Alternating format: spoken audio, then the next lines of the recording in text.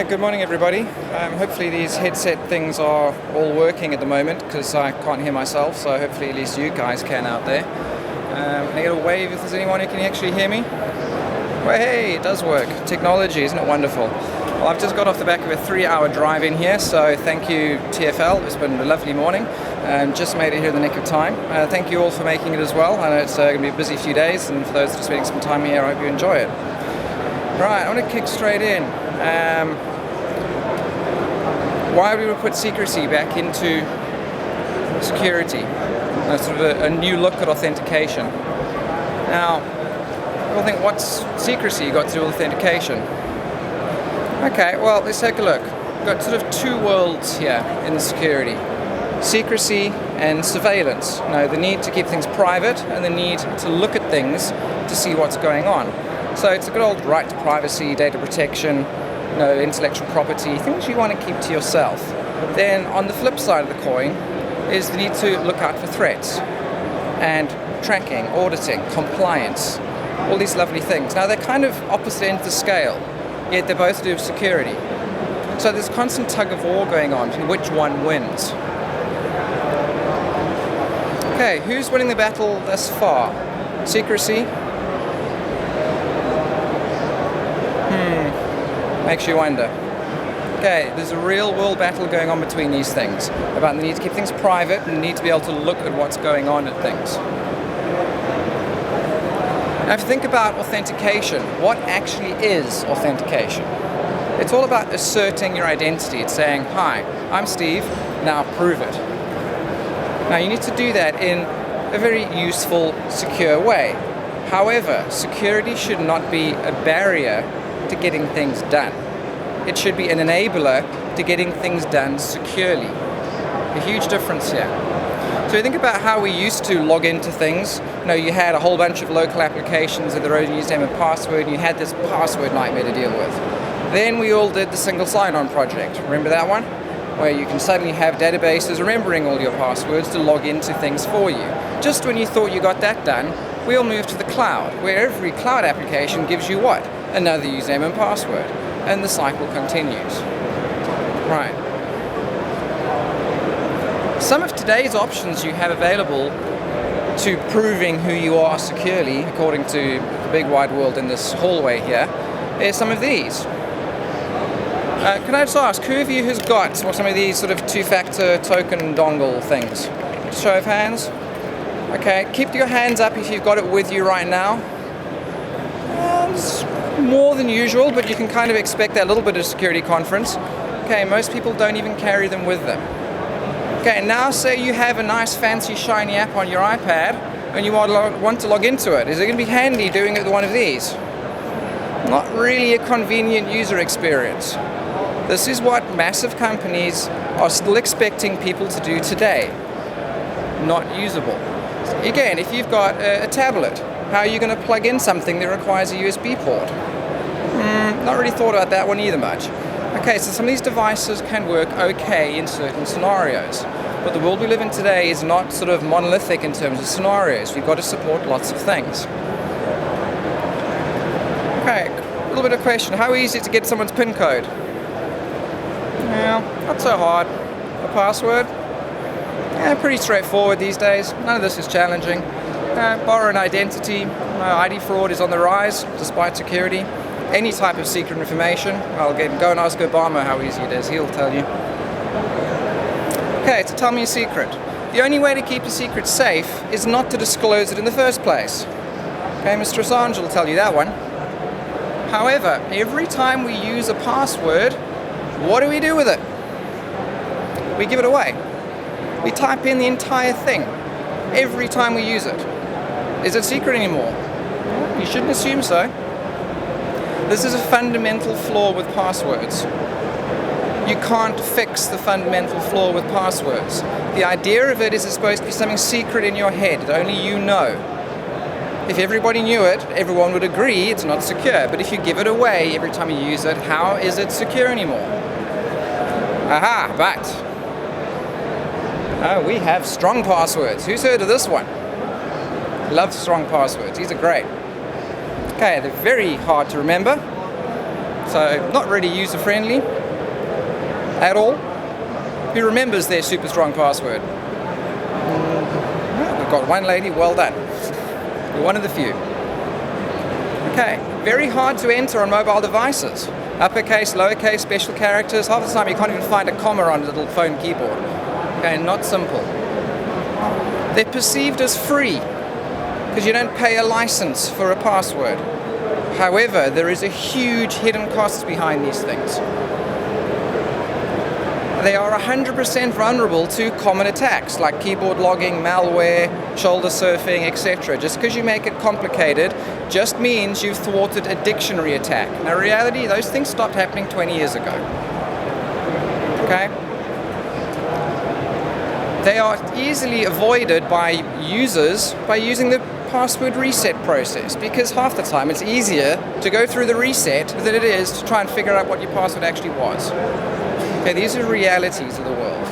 So, at the end of the day, it's built on 200 BC technology. You know, the guy with the drawbridge, what's the password? Imagine the Roman soldiers on the battlefield figuring out off their friends or foe, what's the password? That good old one. This is what things are still being built on today.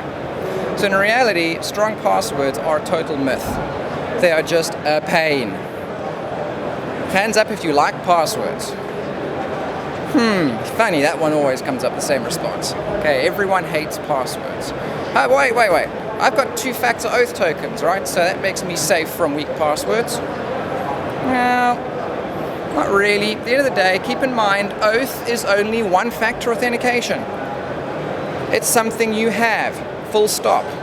It proves you have a keyring that you can press a button and read a number. It doesn't prove it's anything else other than someone can read a number. In today's world, that should be pretty much everybody. Okay, what makes two-factor two-factor? You add a second factor. What is the second factor? Oh, wait, we're back to the password or the PIN again.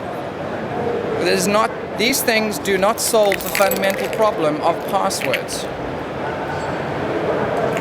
Okay, some high-profile attacks you may have heard of fairly recently or not. You know, old Zeus cost the European banks $47 million and counting. Operation High Roller, so for about a year ago now, again, huge amounts of money lost. And this is from financial institutions who should be able to afford to protect themselves. And they couldn't. What makes matters worse is the old legacy two-factor authentication systems were used as part of these attacks. Not as a mitigation against them, they're actually part of the thing. Well, come on, some things have got to improve here. Okay, remember, the most important part of authentication is people, you and me. Why? Because people are the thing that we are authenticating. If they're not user-friendly and can't be used by everyday people, what's the point? You're just making something difficult which they will find a way around. You know that old chestnut, when your mailbox size is too small for the marketing department, what do? They go and use Gmail or Hotmail because they can get multi-gigabit mailboxes for free. Does that comply with the security policy? No. But do users find a wonderful way around limitations like security? Yes. Okay, be an enabler for security, not a barrier. Okay, some tips for working with human beings. Keep it simple. You make something complicated, they will find a way around it. Why make it complicated if you don't have to? Okay, the other thing, make it fit for purpose. The right tool for the right job. I putting some IKEA stuff together the other day made me realize you can fix everything with a hammer. However, it's not always the right tool. Although it felt good at the time hitting it. Now, what if there was a password that's easy to remember, but it changed every time you used it? Get your head around that for a minute. Imagine having the flexibility of a password that gives you the security of what two-factor authentication would give you. So you're not limited down to bits of hardware or anything like that. You can just get on and do what you want to do. It's familiar. Now keep in mind, if you ask somebody, what is the perfect password? You will get many different answers. Many will say, well, no password would be the ideal. You ask Jane from accounts, it's going to be password. You ask the security guy, it's going to be, well, 25 characters, uppercase, lowercase, blah, blah, blah. You get the picture. It's a different answer for every person. because everyone has got different requirements when dealing with these things. Are you the enforcer or the user? But if you had something that changed every time you used it, but you always knew what it was, you can kind of keep both camps happy here. Now you're thinking, what is he talking about? How do you make that happen? Okay, give you a quick rundown on something that we do. I'm happy to talk to you guys afterwards about it as well. But this is one of the proposed solutions we have to this problem, are keeping things secret and easy to use and run it everywhere. So this is something we call pin grid. And basically you get a grid, a bit like Sudoku. And all you need to remember in your head is a pattern. So in this example, the 6 squares, the numbers in it are your 6 squares in that order. That's all you remember. Human beings are visual. They like patterns and shapes, and they use them every day without even realizing it. So we're just leveraging that. So what happens is, when you come to log in, you get given a grid full of random numbers. That's your challenge to log in. That grid could be shown on a web page, on a mobile device, wherever you want it to be. And all you do to log in is type in the numbers inside your squares. So the users do not have to remember numbers at all.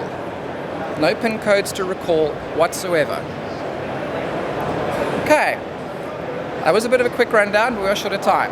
So if we reverse it, they're going to think, well, that looks too easy, that can't be secure. Well, let's turn it around. If my pin code is 500143, what's my pattern?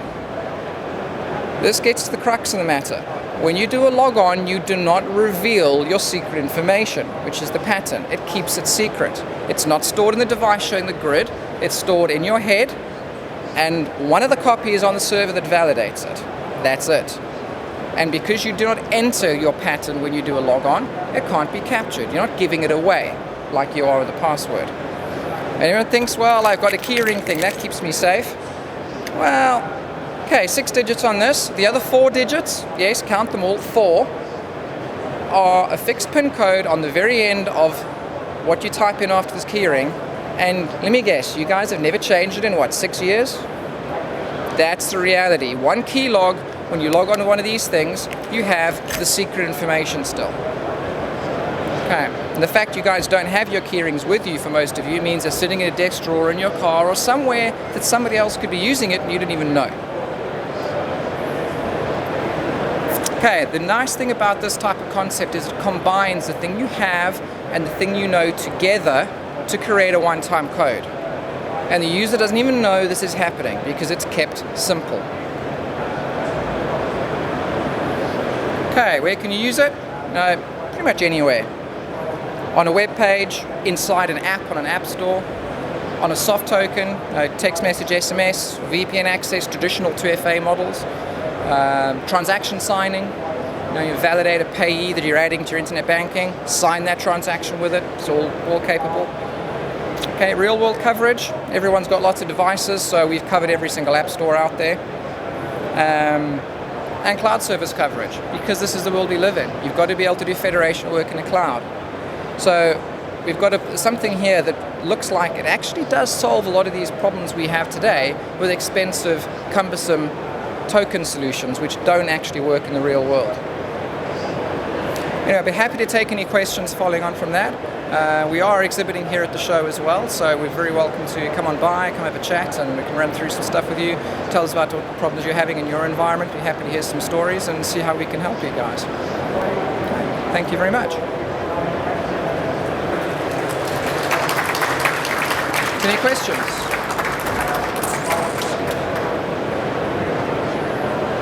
Wow, and I thought I was the one stuck in traffic for 3 hours. Okay, well, thank you very much, everybody.